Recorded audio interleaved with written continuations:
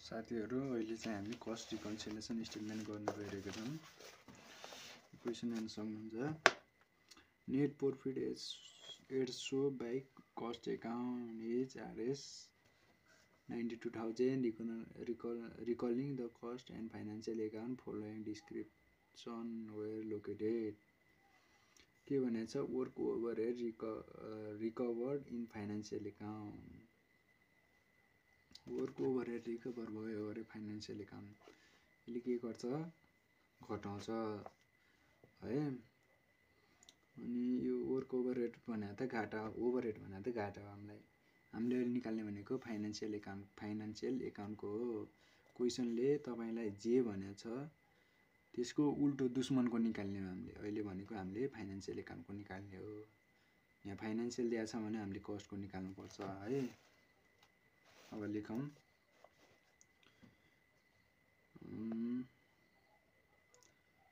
Net profit shown by cost account गर्ने यसलाई यता टोटलमा लेख्दिनु होला 92,000 माथि 8 यहाँनिर लेस लेख्नु होला है। त्यो कुरा होला। अनि अब गरौँ यसलाई कस्ट अकाउन्टलाई घाटा भयो भने हामीले एड गर्ने, कस्ट अकाउन्टलाई फाइदा भयो भने हामीले लेस गर्ने है। यिनी दुईटा दुश्मन हुन्, कस्ट र फाइनान्शियल अकाउन्ट दुश्मन हुन्। अब के छ work overhead recover in financial account. Work overhead चाहिँ रिकभर भयो के फाइनान्शियल अकाउन्टमा।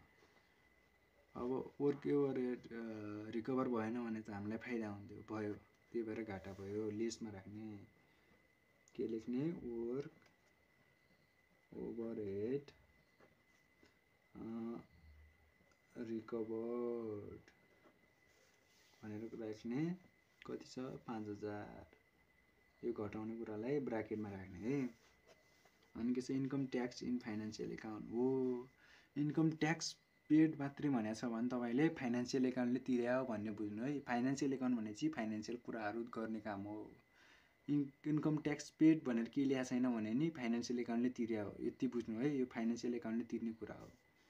इन्कम ट्याक्स पे भनेपछि घटाउँछ यसले। इन्कम ट्याक्स पेड यो इजी हो एकदम। तपाईको 3 मार्क्स यतिकै आउँछ है। यो इजी क्वेशन हो।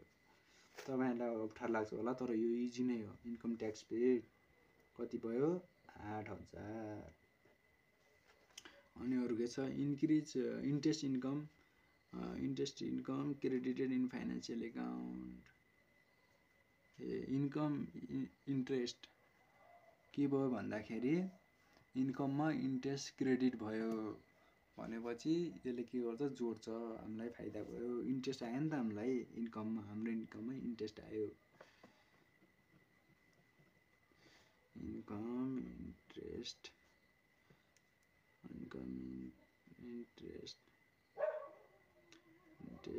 क्रेडिटेड भनेपछि कति भयो 12,000।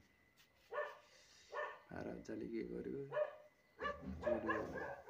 अब यसलाई यता लेख्नुहोस् 12,000 8 र 5 गरेर कति हुन्छ 13,000 प्लस 13,000 भ्याल्यु। अब यहाँ लेख्नुहोस् तल net profit shown by financial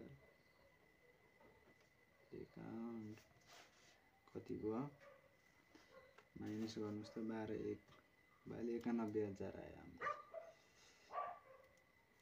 यो र यो माइनस गर्यो 1,000 माइनस 1,000 बच्यो, माइनस 1 गर्यो 91,000 आयो। यही नै हो हाम्रो आन्सर। हेर्नुस् त यति सजिलो छ यो। एक चुटकीमा तपाईहरुले गर्ने है। सब्स्क्राइब गर्नु होला च्यानललाई।